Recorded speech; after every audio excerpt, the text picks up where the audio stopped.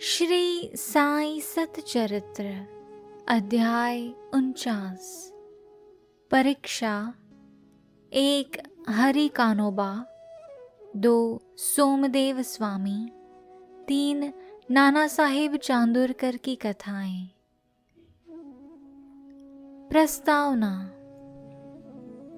जब वेद और पुराण ही ब्रह्म या सद्गुरु का वर्णन करने में अपनी असमर्थता प्रकट करते हैं, तब मैं एक अल्पज्ञ प्राणी अपने सद्गुरु श्री साईं बाबा का वर्णन कैसे कर सकता हूँ। मेरा स्वयं का तो यह मत है कि इस विषय में मौन धारण करना ही अति उत्तम है। सच पूछा जाए तो मुक रहना ही सद्गुरु की विमल पताका रूपी विरुदावली का उत्तम प्रकार से वर्णन करना है, परंतु उनमें जो उत्तम गुण है वे हमें मूक कहाँ रहने देते हैं।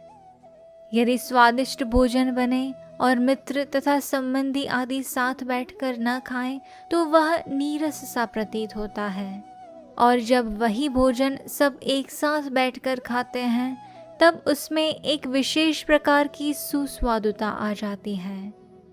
वैसी ही स्थिति साईं लीलामृत के संबंध में भी है। इसका एकांत में रसास्वादन कभी नहीं हो सकता। यदि मित्र और पारिवारिक जन सभी मिलकर इसका रस लें तो और अधिक आनंद आ जाता है। श्री साईं बाबा स्वयं ही अंतः प्रेरणा कर अपनी इच्छानुसार ही इन कथाओं को मुझसे वर्णित करा रहे हैं। इसलिए हमारा तो केवल इतना ही कर्तव्य है कि अनन्य भाव से उनके शरणागत होकर उनका ही ध्यान करें। तप, साधन, तीर्थ यात्रा, व्रत एवं यज्ञ और दान से हरि भक्ति श्रेष्ठ है और सद्गुरु का ध्यान इन सब में परम श्रेष्ठ है।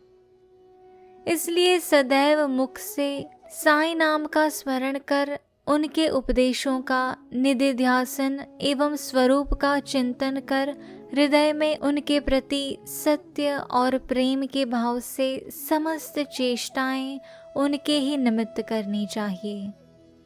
भवबंधन से मुक्त होने का इससे उत्तम साधन और कोई नहीं। यदि हम उपर्युक्त विधि से कर्म करते जाएं तो साईं को विवश होकर हमारी सहायता कर हमें मुक्ति प्रदान करनी ही पड़ेगी। अब इस अध्याय की कथा श्रवण करें। हरि कानोबा। बंबई के हरि कानोबा नामक एक महानुभाव ने अपने कई मित्रों और संबंधियों से साईं बाबा की अनेक लीलाएं सुनी थी, परंतु उन्हें विश्वास ही न होता था क्योंकि वे संशयालु प्रकृति के व्यक्ति थे। अविश्वास उनके हृदय पटल पर अपना आसन जमाए हुए था। वे स्वयं बाबा की परीक्षा करने का निश्चय करके अपने कुछ मित्रों सहित बंबई से शिरडी आए। उन्होंने सिर पर एक जरी की पगड़ी और पैरों में नए सैंडल पहन रखे थे। उन्होंने बाबा को दूर से ही देखकर उनके पास जाकर उन्हें प्रणाम तो करना चाहा, परंतु उनके नए सैंडल इस कार्य में बाधक बन गए। उनकी समझ में नहीं आ रहा था कि अब क्या किया जाए। तब उन्होंने अपने सैंडल मंडप के एक सुरक्षित कोने में रखे और मस्जिद में जाकर बाबा के दर्शन किए। उनका ध्यान सैंडलों पर ही लगा रहा। उन्होंने बड़ी नम्रता पूर्वक बाबा को प्रणाम किया और उनसे प्रसाद और उदी प्राप्त कर लौट आए। पर जब उन्होंने कोने में दृष्टि डाली तो देखा कि सैंडल तो अंतर्धान हो चुके हैं। पर्याप्त छानबीन भी व्यर्थ हुई और अंत में निराश होकर वे अपने स्थान पर वापस आ गए। स्नान, पूजन और नैवेद्य आदि अर्पित करके वे भोजन करने को तो बैठे, परंतु वे पूरे समय उन सैंडलों के चिंतन में ही निमग्न रहे। भोजन कर मुंह हाथ धोकर जब वे बाहर आए तो उन्होंने एक मराठा बालक को अपनी ओर आते देखा जिसके हाथ में डंडे के कोने पर एक नए सैंडलों का जोड़ा लटका हुआ था।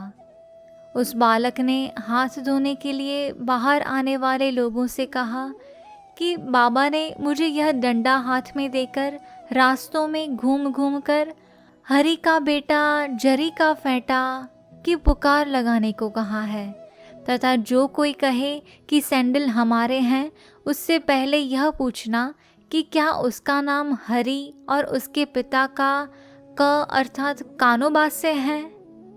साथ ही यह भी देखना कि वह जरीदार साफा बांधे हुए है या नहीं, तब इन्हें उसे दे देना।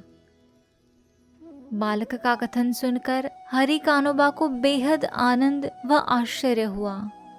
उन्होंने आगे बढ़कर बालक से कहा कि ये हमारे ही सैंडल हैं, मेरा ही नाम हरि और मैं ही क यानी कि कानोबा का पुत्र हूँ। यह मेरा जरी का साफा देखो। बालक संतुष्ट हो गया और सैंडल उन्हें दे दी। उन्होंने सोचा कि मेरी जरीदार पगड़ी तो सबको ही दिख रही थी, हो सकता है कि बाबा की भी दृष्टि में आ गई हो, परंतु यह मेरी शिरडी यात्रा का प्रथम अवसर है। फिर बाबा को यह कैसे विदित हो गया कि मेरा ही नाम हरि है और मेरे पिता का कानोबा? वह तो केवल बाबा की परीक्षार्थ वहां आया था। उसे इस घटना से बाबा की महानता विदित हो गई।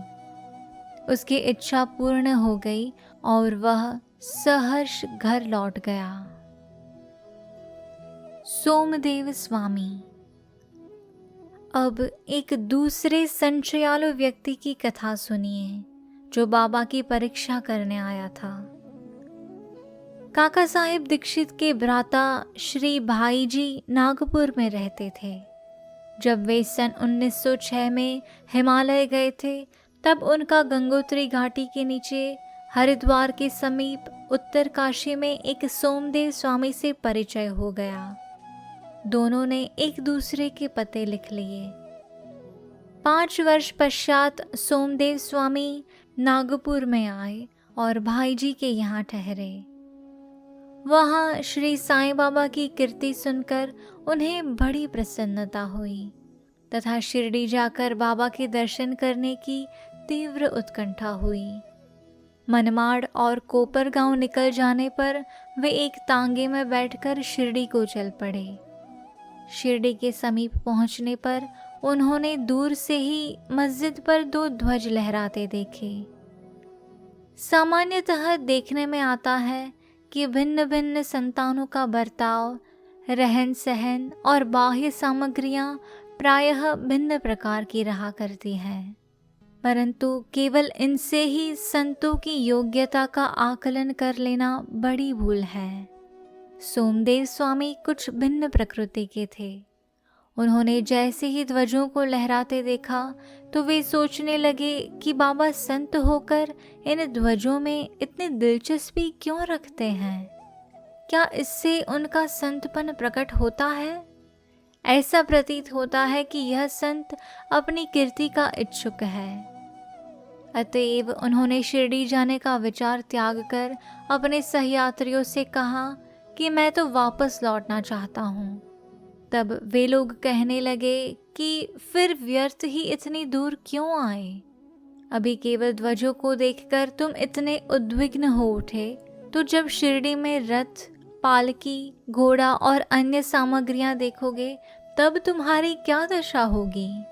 स्वामी को अब और भी अधिक घबराहट होने लगी और उसने कहा कि मैंने अनेक साधु संतों के दर्शन किए हैं, परंतु यह संत कोई निराला ही है जो इस प्रकार ऐश्वर्य की वस्तुएं संग्रह कर रहा है।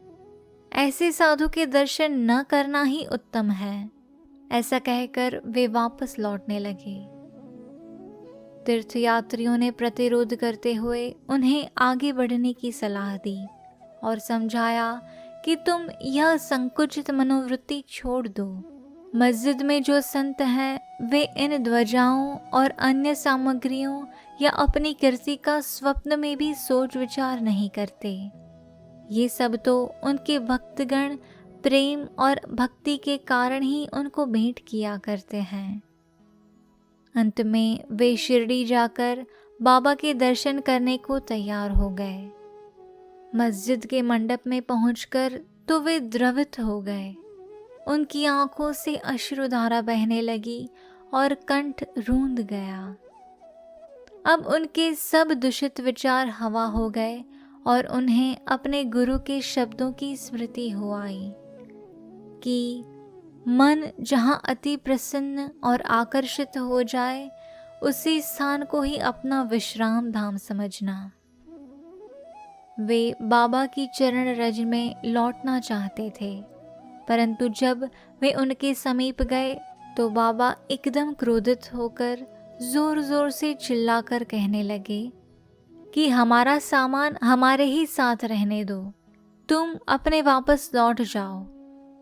सावधान, यदि फिर कभी मस्जिद की सीढ़ी चढ़े तो ऐसे संत के दर्शन ही क्यों करने चाहिए जो मस्जिद पर ध्वजाएं लगाकर रखे। क्या ये संतपन के लक्षण है? एक क्षण भी यहाँ न रुको।